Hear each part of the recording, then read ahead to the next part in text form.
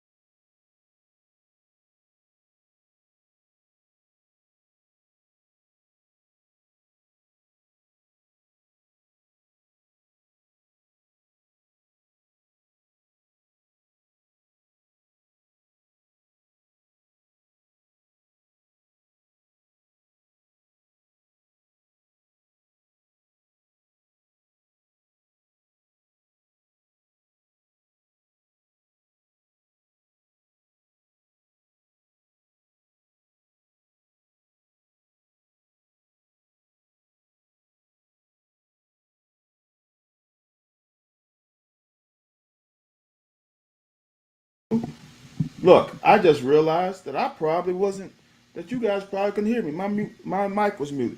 So hey, I apologize. I said in that it was going to only be on Twitter, and apparently it's going to only be on YouTube. There's some things that's happening as we speak. For some reason, it won't go on my Twitter account, so it's only going to be on YouTube. I apologize again that I was on mute and you probably couldn't hear me, but I think now you can hear me. Anthony has a lot of stuff at his disposal right here, and look, y'all. I'm just a person that's helped Anthony when we broadcast normally. He has all these awesome things at his disposal, and again, I'm horrible at it. So I hope you have had a great day. Let me see if I can add the YouTube channel to the tweet. So there's some interesting things that is going on. First, I want to talk about the whole the whole UNLV deal. That is interesting upon interesting. I don't even know how you fix that, because I can honestly see both sides of it. I understand from a school standpoint, but I also understand it from a player standpoint. And I'm going to go from the player standpoint. It is no way that I am staying at a situation where they promise me something and they don't deliver. It's no way. How can you tell me that you're going to pay me $100,000 per se, coming from his mouth, that you're going to pay me $100,000 and then end up paying me nothing? How would you feel if you were promised any amount of money and the employer only comes up with 10% of it? You're not going to be happy. You're going to probably quit. I know people who have done that, got to a situation and was promised certain things and didn't get it. So why would you expect a young man who is on his I'm gonna say this is his last opportunity to get paid, and you are messing with his money. You literally messing with his money, and you expect him. Oh shoot, yo! You expect him to actually go ahead with the agreement. Y'all, I'm going to, if you can hear me, I'm going to have to shut down and come back. Something is going awry here. I'll be right back.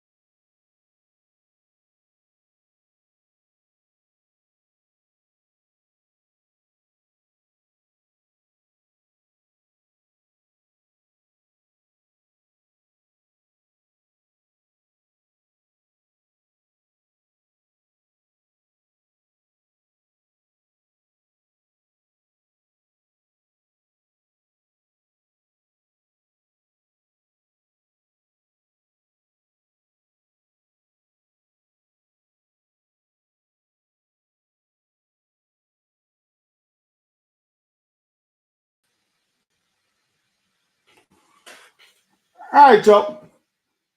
If y'all can hear me, give me a thumbs up. Let me know I'm back. I did start reading the comments. I hope that I'm back in action. Hey yo, bruh. Hey yo, you contacted me under a different name. I don't know who you are, brother. If you stuck with Ayo, I would have followed you. I got you. I'm gonna follow you now after this broadcast. Your lips move. I can't hear what you're saying. uh, Left Oxford with the same sick feeling of the UGA game. Yeah, I'm glad y'all hear me. Okay, Ayo says start from the top of the comments. Okay. Okay, now we have a sponsor. Hey, we're good now. So the whole thing I was getting ready, I was starting to talk about was the whole UNLV quarterback. Then we'll get into some film and talk about Ole Miss game. This is I don't know, man. This is interesting. I don't know are we gonna ever get the because I think both um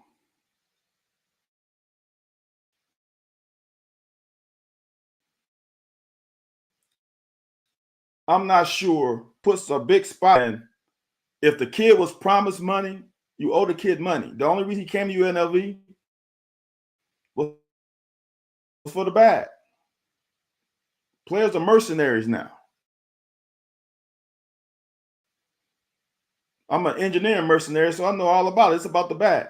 So if he would not have stepped foot in Vegas, so you cannot now, after you get on campus, deny him his money. And Anthony is handling some family duties. You know, when we're not here, you've been with us long enough, Ann. When one of us not here, it's usually dealing with family. We don't miss shows unless there's a family conflict. So Anthony is taking care of his duties as a great son um, at home. So that's where my man Anthony's at. Hey, Eric, exactly, Eric. You gotta be right about your paper, man. Look, this is his last time earning money. So I don't know. He knew in his mind that I'm going somewhere. I'm going to leave Holy Cross. If he wasn't worried about the bag, he wouldn't have left Holy Cross. Only reason I'm leaving Holy Cross is so I can make some money playing the sport I love, because he's probably not going to get a chance in the NFL. So this is his last opportunity to garner wages. Then he goes to Sin City, and they pull the rug from under him, from his eyes. Now, I also understand from a UNLV standpoint,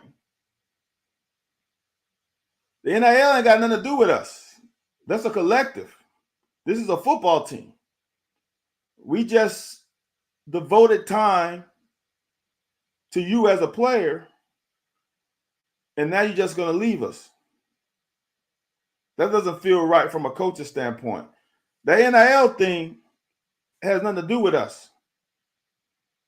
So now you're going to leave your brothers, you're going to leave us, you're going to leave us hanging for some money.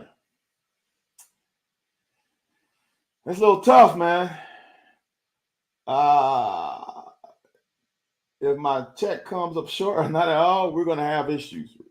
Facts. You mean to have a show of all the single women? Oh, you know what? See, this is why. See, I'm not good like this with Anthony. I'm supposed to show these on the screen. Never mess with a man's money or family. That is exactly right, Cobby Cobb. Either or. You can't do that. You can't promise me something and then renege on it. That's not That's not good stuff. Wasn't an assistant coach. Oh,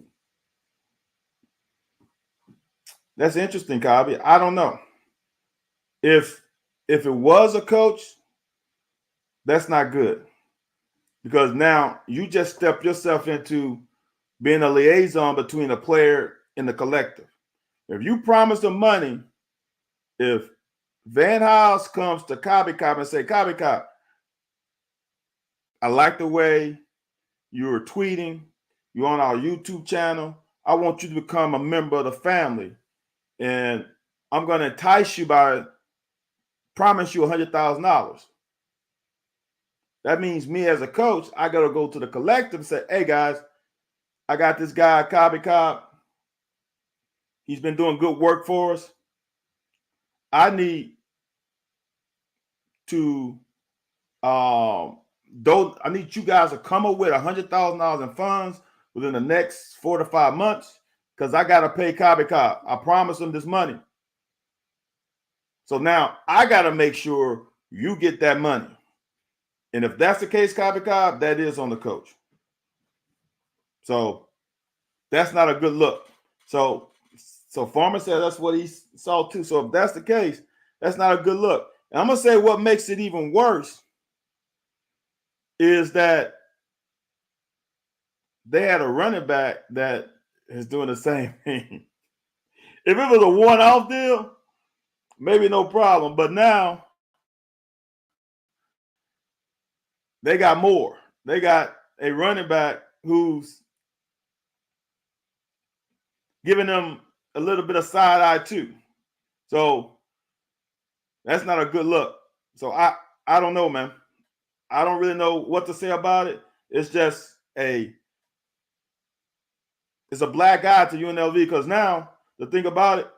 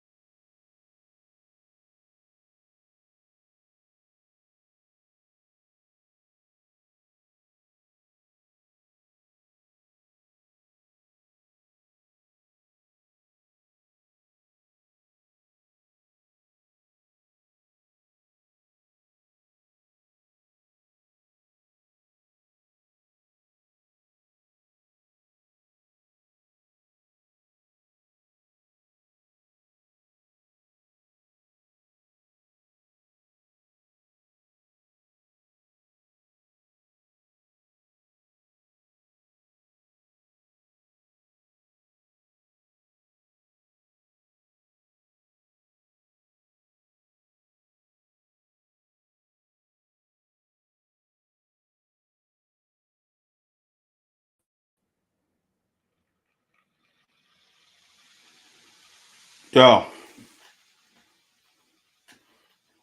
this must be a sign from the highest of the highest power. It this is a this is this just harking me back. I don't know if any of y'all old enough to have seen The Wiz with Michael Jackson and the song "You Can't Win." I don't think people if you haven't watched The Wiz, go listen to the song "You Can't Win." That's how I'm feeling right now. I can't win. Oh, I appreciate. Hey, I appreciate you, Kyle. I mean, Ayo. We ain't, I appreciate that. That's the kind of followers that we have. So I think either it's either the higher power is telling me to stop talking about non-UK stuff, or or they telling me to move it on. So let's let's talk about let's talk about this old Miss. You know what? Whew, I'm so scared to try to pull up some film. Let's see if this film thing will work. If not, we're just gonna talk about Ole Miss because this is a complete failure. Oh man, Cobby said I've been meaning to watch. Oh my god, Cobby, you know how old the Wiz is? The Wiz has to be, if I would guess, 1980, 79. Because I know I was a little kid. Yeah, 79, 80. And you haven't watched it yet, Copycat? That's interesting. I've watched haven't I've watched enough, um, John. Um, it's hard to watch because I'm looking at, just say this. It's like the previous years when we have faced non-conference teams to begin the season. We go 5-0, and you really don't know who we are. Ole Miss is a good team, no doubt about it. That I would never question how good of a team they are. The issue is how good of a team they are. Or they are 11-1, possibly 12-0 team, or are they a 9-3, 8-4 team? I don't know. I will say that Jackson Dart now in 2024 is better than he was in 2022. I will say the running back room isn't as good in 2024 as they were in 2022. I would say the wide receivers are. I would say that 2022 team wideouts are a little better.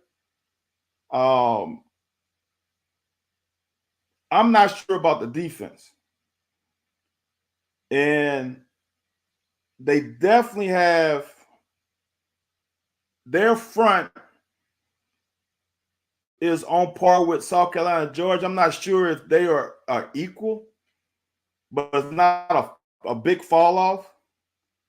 And I feel like since we were able to run on both of those teams early in the season, I feel comfortable saying that we should be able to run on them. Um, I think so. I think we need to possess the ball, but when we get a chance to score, we have to score touchdowns. We cannot be a 3-point team. Their offense, to me, is better than Georgia's. Their defense isn't as good as Georgia. So that's kind of the I guess the payoff. Okay, let me go back since I'm bad with this. Thought we was gonna make it, but we pulled it 80. You're right, Smizzo. Exactly, Mike. Yes, John. The Wiz has a young Michael Jackson.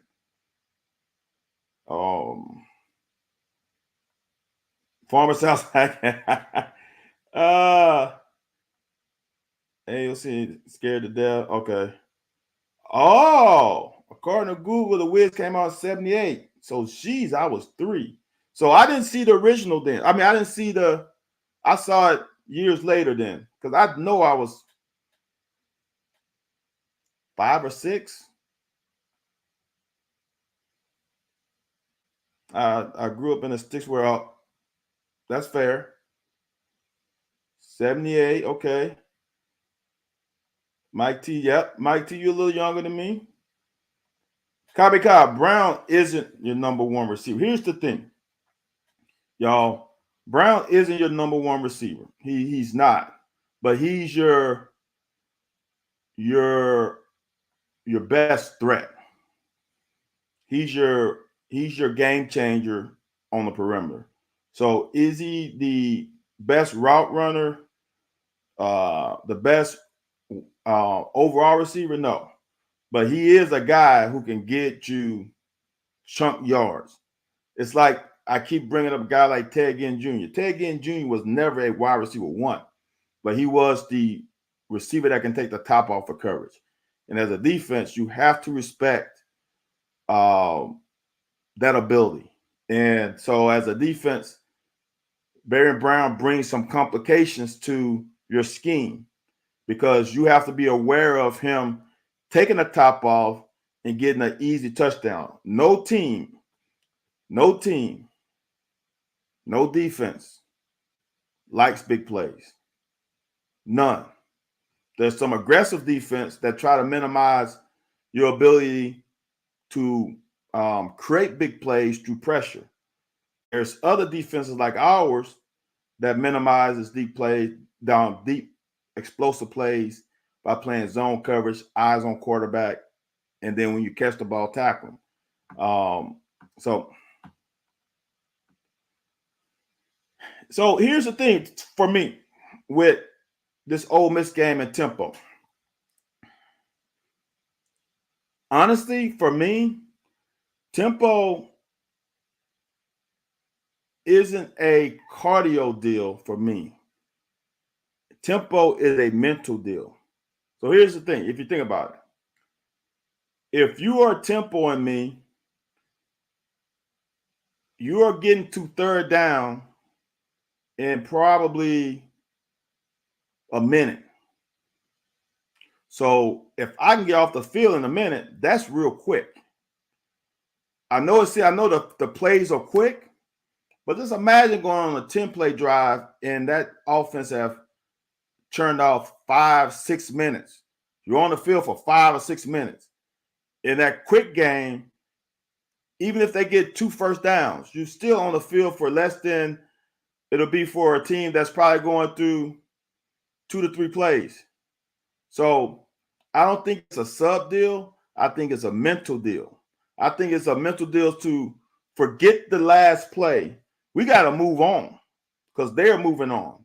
You got to be mentally ready, prepared, focused, engaged, that you got to go to the next play, regardless of how the previous play went. And that is the toughest part about tempo. Tempo against, I've said this on other shows, tempo against Ole Miss is different because they are not going to stretch you horizontally. They're going tempo to get you off schedule, to minimize your ability to sub, to minimize your ability for us specifically, to try to call the perfect play for their perfect personnel. So now when they tempo, you got to go with a call. Whatever your base call for this week is going to be, you got to go with that. If it's cover 2, if it's cover 4, I would go cover 4. If it's cover 4, if it's cover 3, whatever it is, there's no checks because you ain't got time. That's the difficult nature of, to me, for going against Ole Miss, is you can't adjust and adapt and call and have time to see and make a call. Say, okay, let's run this coverage or this blitz. Or that's the other thing is it's probably going to be tough blitzing unless you have a quick call. Now, the middle linebacker does have that communication in his ear, so he can get that call to the front 4, front 3. So that might be an advantage. That was all when we play against killers, we shoot. That's not true, man. This is the hardest thing for fans to understand, is that comparison is the thief of joy. I want y'all to understand this. Even though we are recruiting on a level never seen before by this program, we still don't have the players that an Ole Miss has. So the plan of keeping it close is the way we win. We're not going to win a shootout. How many shootouts have you seen really in Kentucky history? I'll say this, since 1993. How many shootouts against a good team have you seen? None. Well, I shouldn't say none. Few. So for us, kind of like you look at Louisville last year. Louisville won a lot of single possession games. That's how we're going to have to win these games against good teams. We're not going to outgun them. We just don't have that kind of personnel. We just don't. When I keep saying this, I'm going to say it until it's blue in the face. We have bottom third talent on paper. We have bottom third talent on paper. So sometimes to beat a team like Georgia, you can't go out there slinging it. You have to win. You have to keep the game close to be able to win. Now, some of y'all don't like the way the game ended with the going forward and the field goal. That is from an outside of the coaching rank decision. If you look at the game and you go through it, you know what? I'm gonna go through it. I'm gonna go through the 2-minute drive in this game, and hopefully I can explain it.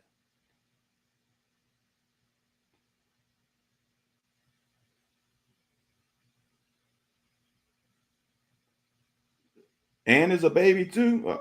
I didn't know Ann was that. Van is about 10 years younger. Farmer, you older than me? I'm just joking. Same age, Van. UK freshman, 93. So see, Eric, that's what I'm talking about. How much of a difference between wide receiver one? It depends. It depends.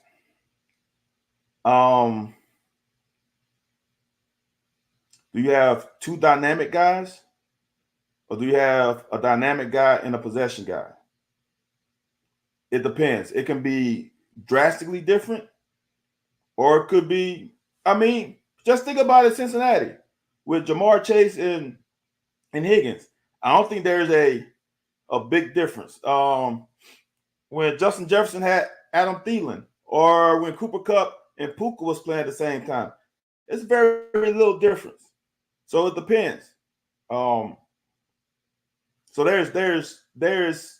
that's hard to differentiate. It depends on the team and depends on those two guys. Who is your number one? Who's your number two?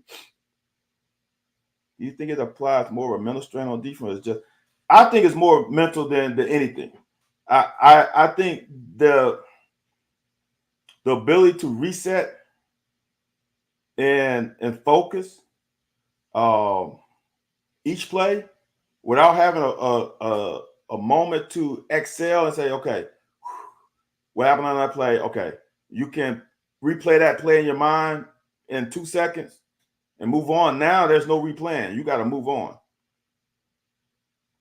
See, Mike, But how many upsets did Andre Wilson have during those times?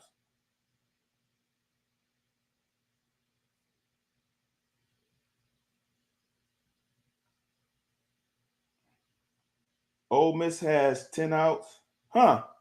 Are they 10 outs that are players?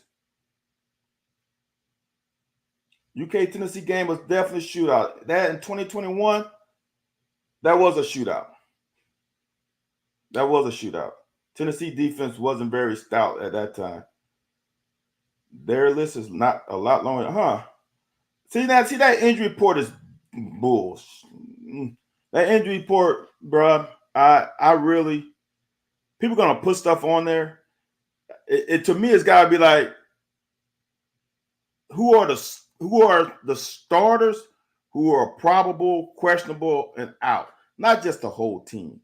If you're not a contributor, I really don't care. All right, let me see if I can share this, y'all.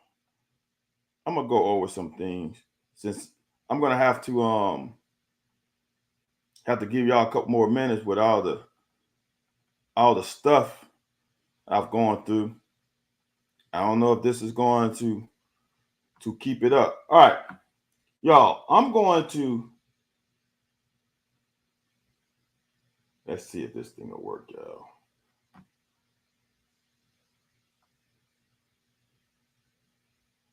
Let me fast forward.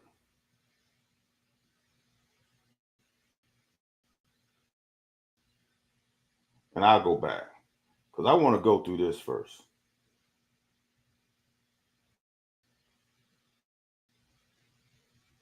Since Anthony not here, I had some questions for him about Wilcox. I'll just say this, y'all. Anthony and I on this show talked about Wilcox from day one, and he is proven us right. It's taking him some time. It's taking him a year, I guess. But like I said before the season, losing Chip, it could be a blessing in disguise. Being able to play those young guys, and I really think it really has ended up. All right, y'all, ended up coming to that fruition. I think Wilcox is showing what his abilities are and what he can offer to this team. I think so too. I think you just never know. I was talking about seeing it. I was talking about that's again. Y'all say Stoops coach is scared. Here's the thing, and then I'll move on to this. Here's the thing. You can call it scared because he's not a gambler. I call it what would the best word be for it? I call it filling out a game. If, for example, at half, you should have been up, what was it, 10-3, with a chance to go up 13-3. Here's the thing: you never jeopardize points. If this was Will Levis' fourth year, and we had Wandale, and we had, Dane and Berrien, I feel a little bit more confident with us going for it. But even in that situation, this is what I want y'all to understand. I'll talk about the Georgia game first. This is what I want y'all to understand about the Georgia game. The ball was on the 15-yard line with 9 seconds, with no timeouts. You have to throw the ball in the end zone, and you're going to throw it in tight windows. Do you want to jeopardize a chance to go up 6-3 and have that momentum going to halftime? For me, I'm saying not. I'm taking these points against Georgia. I think this game we showed if you playing against a different team, you can go for it on 4th and 7. We went for it on 4th and 7 against Ohio because we was marching down the field pretty easily. I don't think the Georgia game you take that chance. We just fumbled. and gave Georgia their only 3 points of the half, you don't jeopardize that. I'm not living on that. I'm not living on that edge. Then at the end of the game, I say this like I said last week. First down, you lost first down. Everybody said we were getting 4 or 5 yards of carry. Well, we only got 2. So now you're 2nd and 8. If you run it and only get 1, you 3rd and 7, and you got to pass it. So for me as a coordinator, do I pass or do I run? If I pass it, I have a chance because they may be stacking up for the run again. Okay, so now for me in that situation, you 2nd and 8, you lost on first down, you are behind the chains. So now on 2nd and 8, I try to pass it, they got pressure. 3rd and 8, I try to pass it, they got pressure. So now you are telling me you are comfortable with going forward on 4th and 8, when on 2nd and 3rd and 8, they got pressure on you. I don't. So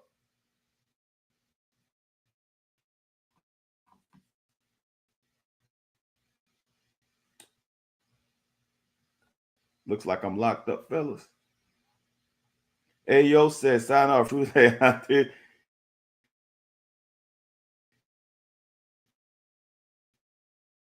He gets them side face.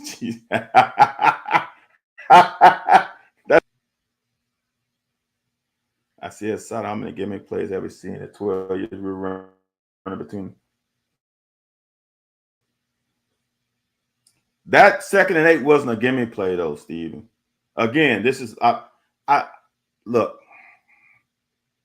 It's so easy because some people are gonna say we're too conservative and we don't pass the ball enough. Why would we run it? And some people say we're not being like you can call it either way. The thing about it is the players have to execute. The players didn't execute on first down as well as they have executed on in previous situations. They only got 2 yards. So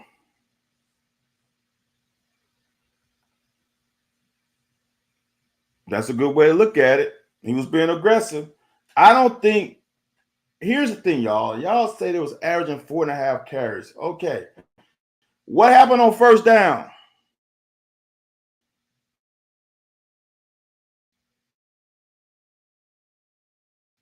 They got 2 yards. I'm not sure, y'all. I understand coaches can get too cute and all that stuff. You also got to take into account what kind of scheme and what kind of defense Georgia was playing in this situation. So you got to line. You can't just what they were doing on 2 drives before doesn't equate to what was going to happen on this drive. I'm just saying it is. You can call it how you want to call it, but let's go through this.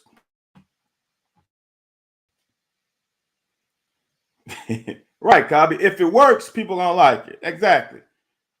All right. I want people to understand this. I want you to grasp. I want you to understand this. It is 96 seconds, and we're on the -9. If I told you you got 96 seconds on the -9, what's the likelihood of us getting points? Because you want to get points. All right? You want to get points. That's the main thing. Eric, we ran on first down. So now I would say this. This is the thing. I'm gonna stop. If we ran on 2nd down and lost yards. See, here's the thing. Football is not absolute. It's not absolute. Some people are perceiving like if we ran on 2nd down, we was gonna be 3rd and 4. What if you was 3rd and 9? There's no guarantee that we were gonna get 4 yards.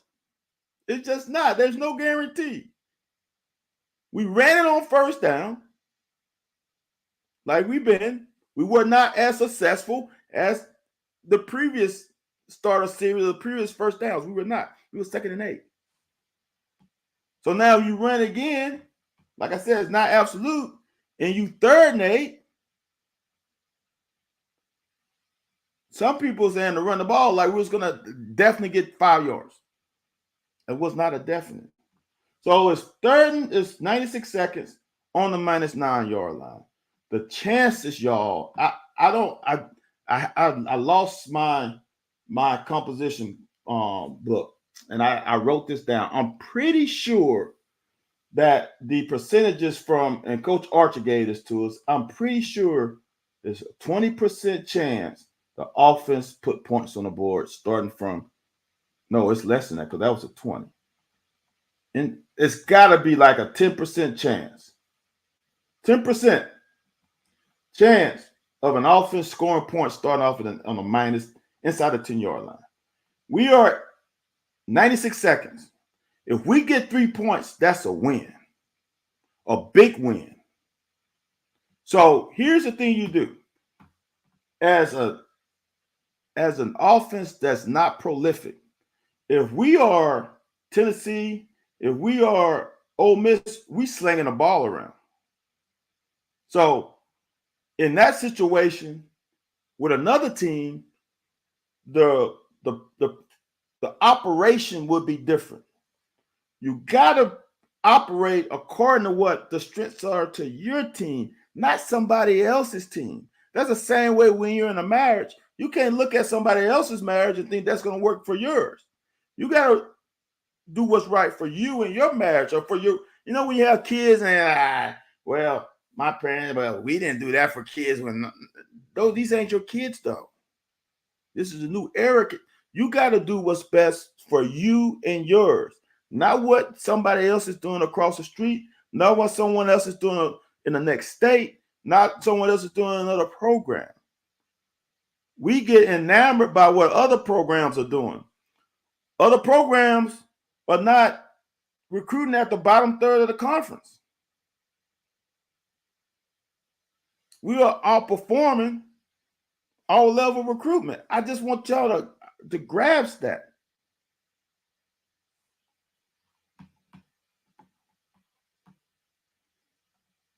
So in this situation, you want to make sure that you don't turn the ball over, that you don't punt from your end zone.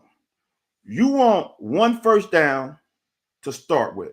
You get a first down, then you can kind of sort of open the playbook. You get 2, you get to about the 30 or 40. Now as a coordinator, you can start calling, you can open your playbook up. Because now, even if you turn the ball over, hopefully you turn the ball over on their side of the field. Now they got to march it with probably 40, 30 seconds there to get their field goal. But you don't start the drive out that way. With this situation,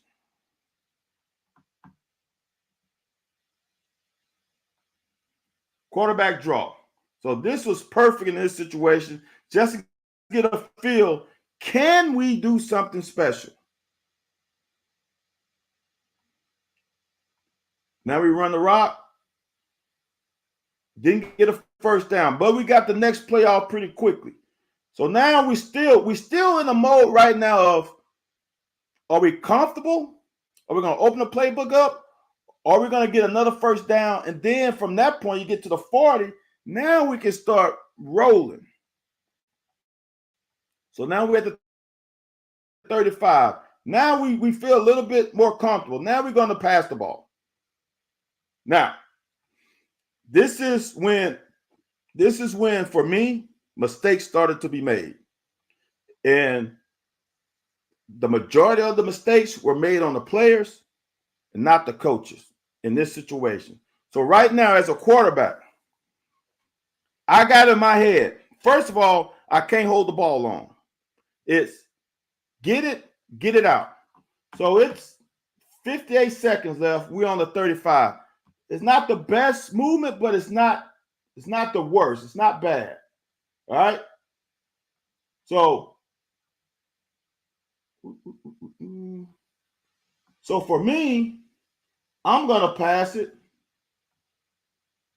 right here. That's where I'm passing. I'm passing to Dane Key. Because what Dane Key can do,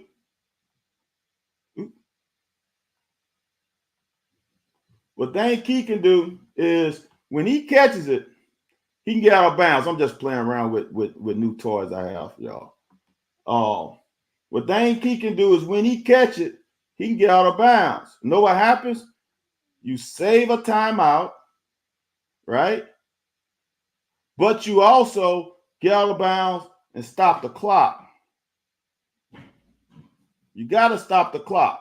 So in this situation, I'm not passing it in the middle of the field with no timeouts when I got a guy open right there.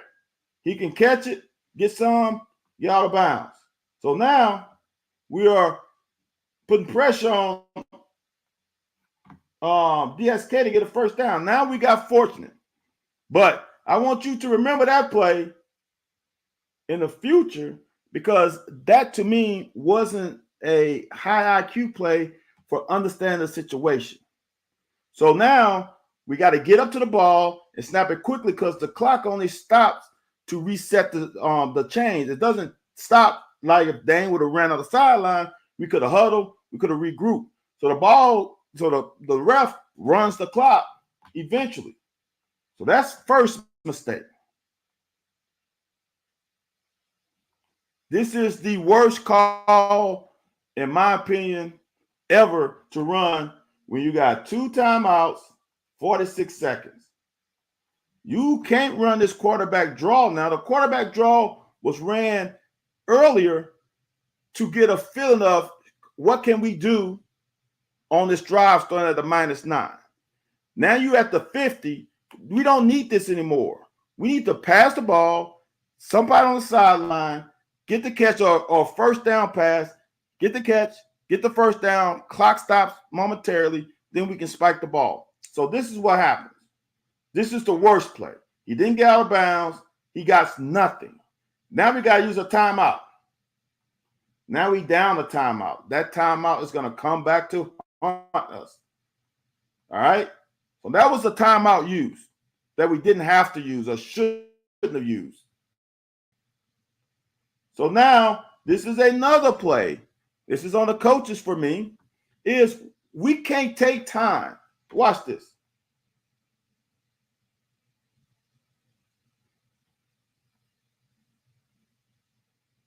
Clock starts at 40 seconds. 39, 38, 37, 36, 35. All right, that's 6 seconds left. That's 6 seconds off the clock because we rolled out. You can't roll out now. And if you roll out, it's got to be quick. We can't do this. We can't pat the ball. It's not going back fast enough. We can't direct, pack the ball, do all that stuff. We got to get the ball out of our hand as quick as possible. This ain't going to work. So for me, this is a bad play call. You just can't do this. You got to get that ball, throw it quickly. Okay, now it's still going. So you just can't do that. That's a problem for me. Now this is on Bush because he's the one that made this play call, this slow development play, when you are in a situation where time is so important. Time is the most important thing here. Since this software is Ayo say runs 3x3. It wasn't 3 though, Ayo, it was 2. Scared money. Y'all, I'll say this. So again, y'all live in absolute. Let's say we throw the ball and the ball gets picked. We're going to halftime 3-3 in a game that we dominated. It's not smart ball. 3 points. I get this, Mizzo.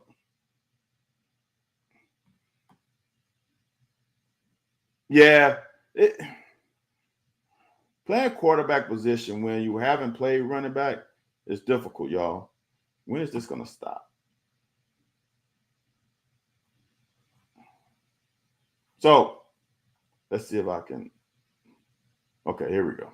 So that play was, again, the start. This is the second play. This to me is on Bush. All right, here's the deal. Now, you can blame it on Bush a little bit, but I'm going to say this. This is the interesting part about this. He looks over here, right? He looks over there right now. When he sees that corner playing soft and he sees that guy comes up, you know that's some type of some cover three aspect to it. All right. So when you see that, you bang this one. You bang that one. Throw that. Again, he can catch it and hopefully get out of bounds. And that was 39, 38, 37 seconds. He's probably out of bounds. And you get a good 5 to 6 yards. That's where we should have thrown it. But this right here, it just takes too long, man. We was fortunate enough to get them in a penalty. So now it's 1st and 10. So this situation, you cannot run it as a quarterback unless you know you can get 10 yards. That means these guys have to be a man-to-man. They got to be bailing out. So you know you can get 10 yards and get the clock stopped. This is a situation. You have to know the situation. Right now, either I'm going to come here and I'm going to travel the line of scrimmage, which is a no-no to me because you're wasting time. I'm going to come down the line and I'm going to throw the ball out of bounds. That's what I'm going to do. I'm going to throw the ball out of bounds. So now the clock is at 30 seconds. I'm going to throw the ball out of bounds. I cannot get the first down. Time is the most important thing. The second most important thing will be down and distance. It's 1st and 10. You can lose this down. You still have 31 seconds and 1 timeout, which you really should have 2, but you only have 1. So throw the ball out of bounds. Don't run it, because you know what happens when you run it? Now we're at no timeouts. That's horrible. That's the problem. No timeouts. When you had 2 and you wasted 2. You wasted 1 on a quarterback draw. You wasted another one on a quarterback who doesn't understand the situation you're in and throwing the ball out of bounds.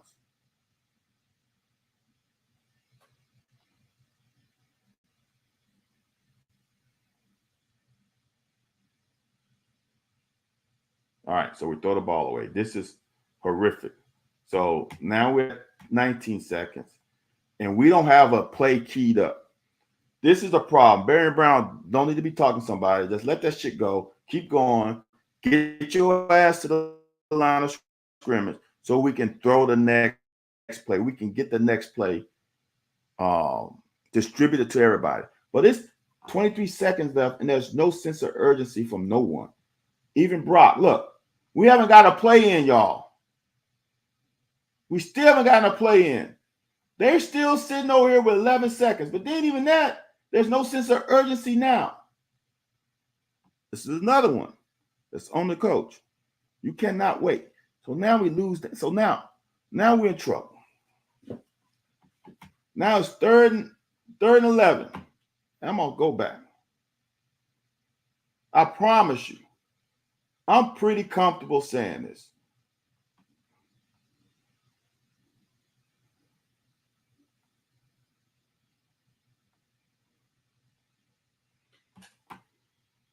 In this situation, the defense they're running is different from the defense in 3rd and 11.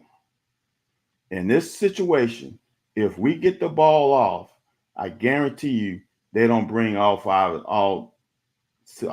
these. I bet you they only bring 4. Somebody's going to drop in coverage here. Probably that guy, this guy, or this guy, because either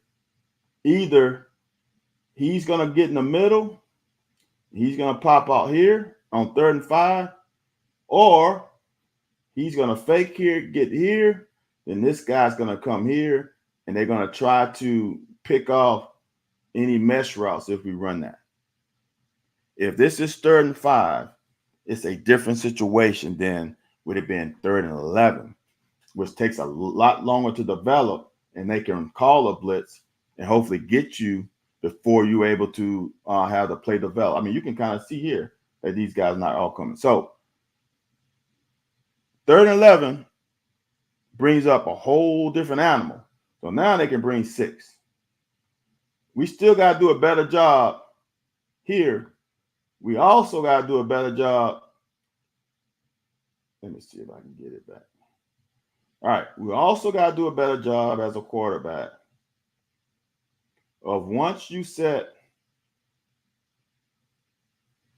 create your launch point right now, you set it up to be right here, which is what? Man, is that a 7-step drop? I just paid attention to this. 1, 2, 3, 4, 5. That's a 5-step drop from the shotgun. That makes his path to get to you easier. Just imagine, just now, since we have time here, and I'm just seeing this again, let's imagine if he was on the center, his 5-step drop would have probably got him to here. So his angle for this defensive end, he can't go there. He would have to go around, right? But since that point moved all the way to here, it's an easier pass for him. So the shotgun taking a 5-step drop is crazy. So that drop enabled an easier pass. So as a quarterback, when you take 5, you already got depth. This is your launch point. You got to change it and move it up to here off jump.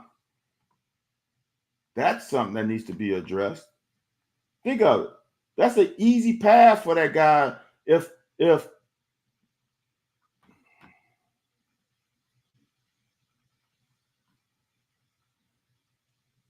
Brock was here, right? If Brock was there, let's see if I can move it. Cox would have ran him around the horn. That would have been great pass pro. But since he's so deep, that makes it harder on Cox. So now, as a quarterback, you got to make it easier and climb the pocket because there's no one at your feet. You just can't stay there. Look at that pocket. He actually had, if he climbs back, he actually has a route here to give players more time. But y'all, I want y'all to understand this. It's 3rd and 5, 3rd and 11 from the 30 what? From the 32? From the 33. Do you think we could get a touchdown right now with this offense? Honestly, probably not. No timeouts. 3rd and 11 with 19 seconds. It takes 6 seconds and you get a first down. So that means you're on the 21, 6 seconds, no timeouts, 13 seconds. Now you got to spike the ball. So you're probably at 11 seconds. So you spike the ball, you're at 11. Now you got 2 opportunities, 1 play, 1 field goal from the 22, 21-yard line. What's the likelihood of you getting a touchdown?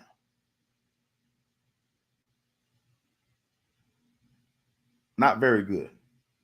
So 3rd and 11, 19 seconds. Some of y'all would have booed your ass off if he would have kicked a 50-yard field goal with 19 seconds. But you would have booed his ass off for that. But now you're going to boo him anyway because of this. So there's no absolutes, y'all. There's none. There's none.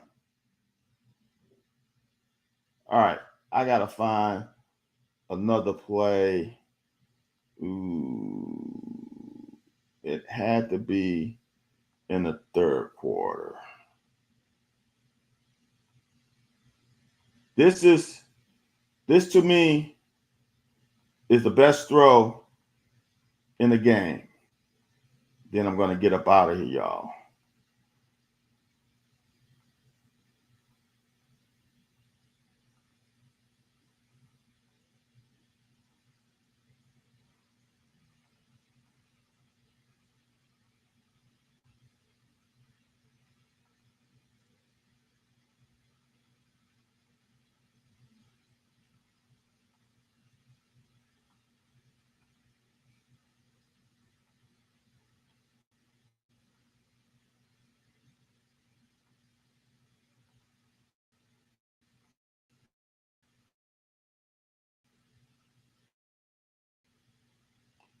Why is it doing this to me, y'all?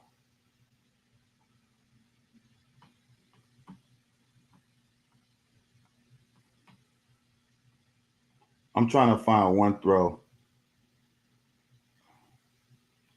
Why did it go back to?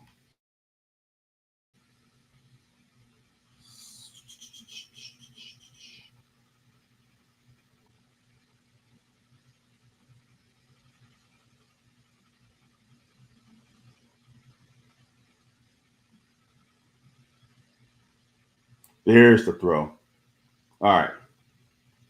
This is by far, and this gives me confidence going forward. This is a high level throw, y'all.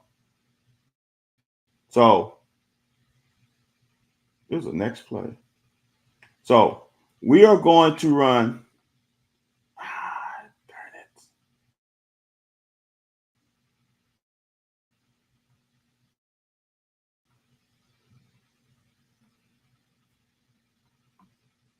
This is the part that I don't understand. Let's start there. I don't know why it won't let me run this play. This is crazy. I got this new software, y'all, and it's giving me fits because I don't know why.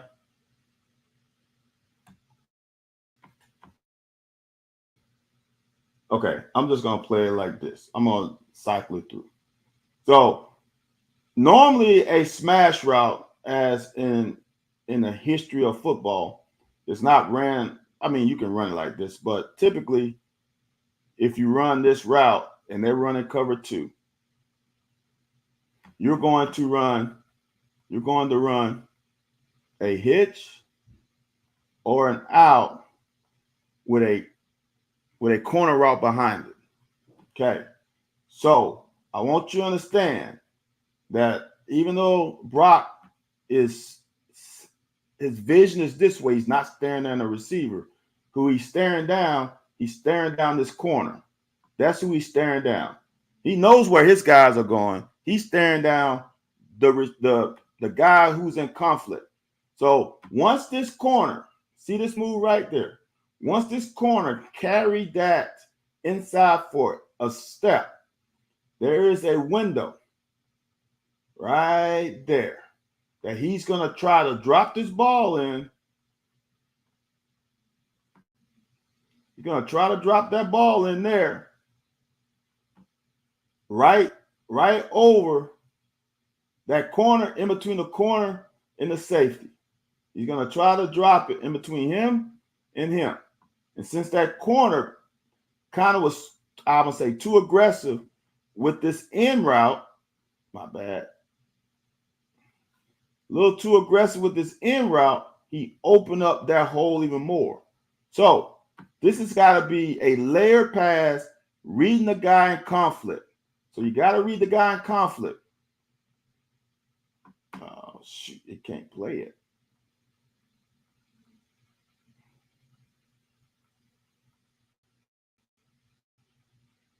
Y'all, this is going.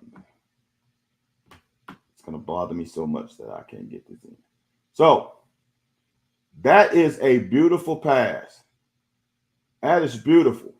He dropped that in a 2-yard spot. 2 yards here and 2 yards here. He couldn't have thrown a better ball. He couldn't have. That's the best throw I've seen him throw. He layered that in between the safety and corner and got a big chunk play. So since I can't press play, I gotta. So when you see him eyeing this down, he's not eyeing the receiver down.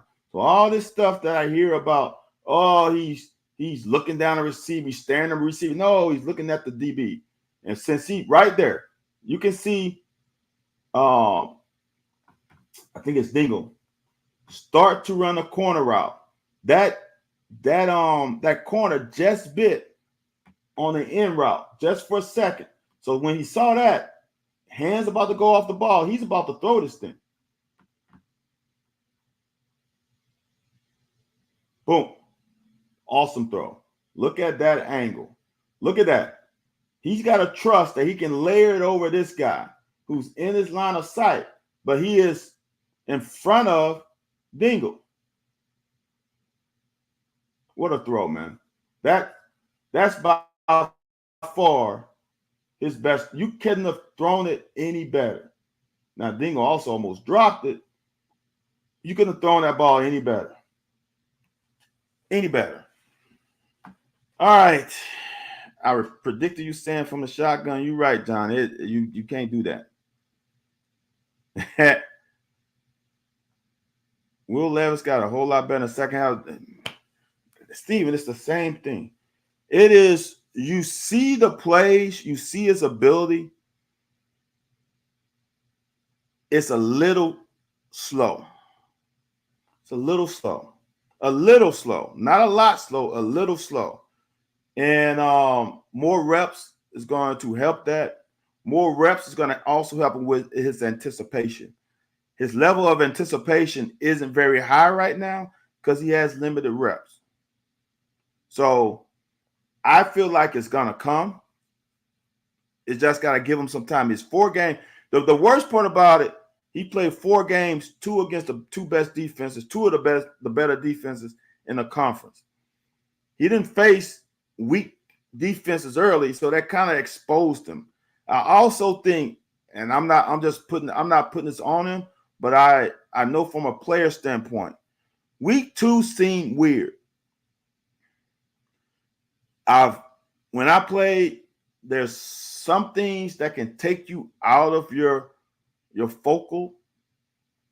ability to focus, so to speak. I don't know what was happening off the field, but something happened because what he did in week 2 does not translate to the other 3 weeks. And that was a distraction there, in my opinion. I don't know what it was. That was a distraction. It could have been a class, could have been a girlfriend, could have been something at home. You never know. But there was a distraction. He was not the same player he was week 1, which I was expecting a jump because your biggest improvement is going to be week 1 and week 2. I was expecting a jump, and he had a regression. But then he had a jump again. So there was something weird about week 2. So I feel good about him. Give me the week 6, week 7 before we start putting a label on this is who he is. I don't know yet. I've seen him make some great plays, like in this game, Ohio. He moved the pocket, made some accurate throws. He made some throws like he did week 1, moving. Last week against Georgia, when pressured down the pipe, he didn't flinch. South Carolina, he kind of flinched. So I think the improvement is going to come. I think the talent is there. He's just got to improve on his processor. The same thing I was saying about Will Levis improving on his processor is the same thing we're saying about Brock Vandagriff. It's just the nature of not playing a lot of reps or not having a lot of reps at your disposal. You play 12 games. Let's say you play 13. If this is his senior year and he started 3 years, so let's say he's on start 40-something, I would expect a lot more progression, a lot better anticipation. But this is his 4th start. That's what you have to expect. Unfortunately, you don't have that time. And unfortunately, We played good teams. Will Levis had the advantage of playing UT Chattanooga, whom we almost lost that game. That level of competition is a little bit easier to, your margin of error is way bigger than when you play South Carolina week 2, when you play Georgia week 3. So I feel confident that he will be able to keep improving. And this is a big week. This is a week where we have played tough teams. This is not our first tough battle. This is Ole Miss' first tough battle. This is not our first tough battle. We should have built a callus to withstand anything that happens at Ole Miss, win or lose. We should not be shocked. We should not be shell shocked. This is a repeat of playing those South Carolina and Georgia as far as, well, scratch South Carolina. This should replicate what we did against Georgia in preparation and dedication and being focused on this game. Whatever they did, Georgia, we can replicate that for this Saturday. I feel good about the game. If we play like we played South Carolina, we're gonna get the brakes beat off us. Okay, so it's really that simple. So, all right, y'all. That's all I got.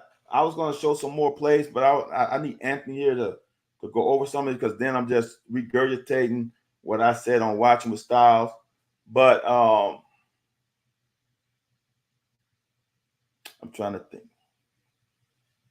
No, we're gonna let it go. It's 9:20. I want to thank y'all for staying on with all the issues we had on this broadcast early. I appreciate y'all staying on. I appreciate y'all dedication to us on the locker. It's humbling that you guys and girls have stayed with us for so long. It's season 5, and it doesn't go without notice. So I appreciate it. Thank you for going. Why? Oh, because you came on late, Johnny. Appreciate you, Mike. So so I'm feeling good about this game. I'm not going to give a prediction. I think we have a good chance of pulling off, as some people call an upset, but we have played well in the Grove. So I think this is a chance for retribution on what happened in 2022, and let's pull off this game this time and not give it away to them at the end. So y'all like, comment, subscribe, obviously. So I got the broadcast on all the channels. There was some iffiness about it, but with all the technical difficulties, I was able to go back and refresh and get everything right. So like, comment, subscribe. Y'all go on over to YouTube. I know it's probably not that many people watching, but go on over to YouTube, hit the subscribe button, get all the numbers up on YouTube, man. Get those things over. Let's get to 1,000. So let's do that. People on Twitter, bring a friend. Next time, hopefully I'll see y'all next time after a win. Out.